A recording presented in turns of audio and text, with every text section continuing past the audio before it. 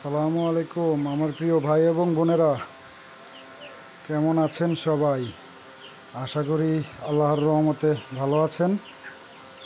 এই যে আপনাদের মাঝে আমার ছোট পরিসরে খামারটা দেখানোর চেষ্টা করছি, খামারের মুরগিগুলো দেখানোর চেষ্টা করছি। এটা হচ্ছে, আগে আমার ভিডিও যারা দেখেছিলেন তারা জানেন, এটা হচ্ছে প্রথম একটা মুরগির শেড তৈরি করেছিলাম। এই রুমটার মধ্যে প্রথম এই মুরগির শেডটা তৈরি করেছিলাম। এখন পাশাপাশি আরেকটা শেড তৈরি করলাম মুরগির জন্য। এই যে এটা আরেকটা শেড, মুরগির দুইটা শেড তৈরি করলাম একটা রুমের মধ্যে। এতদিন এটার মধ্যে ছিল, এখন এটার মধ্যে আনা হয়েছে। হ্যাঁ, এটা একটু পরিষ্কার করতে হবে, তো পাশাপাশি এখন এটার মধ্যে আনা হয়েছে।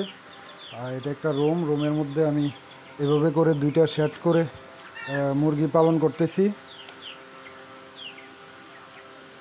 এগুলা হচ্ছে আপনার এদিকে টাইগার মুরগি আছে, তারপর হচ্ছে আপনার সুপার হাইব্রিড আছে। আর এগুলা আপনাদের কাছে কেমন লাগে বা কারা কারা আমার মতো মুরগি পালন করেন একটু জানাবেন আমাদের কমেন্ট বক্সে কমেন্ট করে।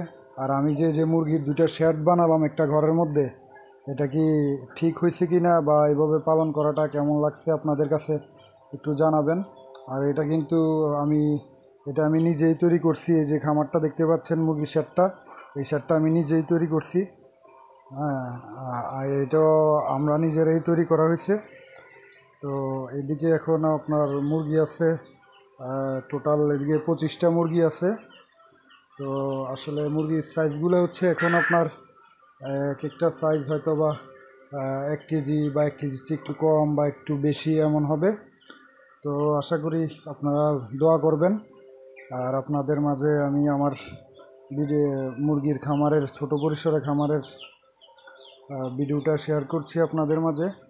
আপনাদের যদি কোনো মতামত থাকে অবশ্যই কমেন্ট বক্সে কমেন্ট করে জানাবেন।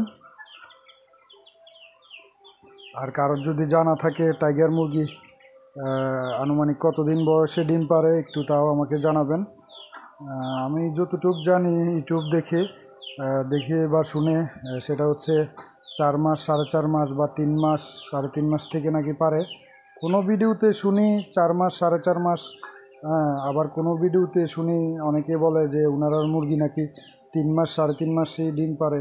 তো আসলে আমার টোটাল সঠিকটা হয়তো বা তেমন একটা জানা নাই। যদি কারোর জানা থাকে কাইন্ডলি একটু জানাবেন যে টাইগার মুরগি কতটুক বয়স হইলে ডিম পাড়া শুরু করে।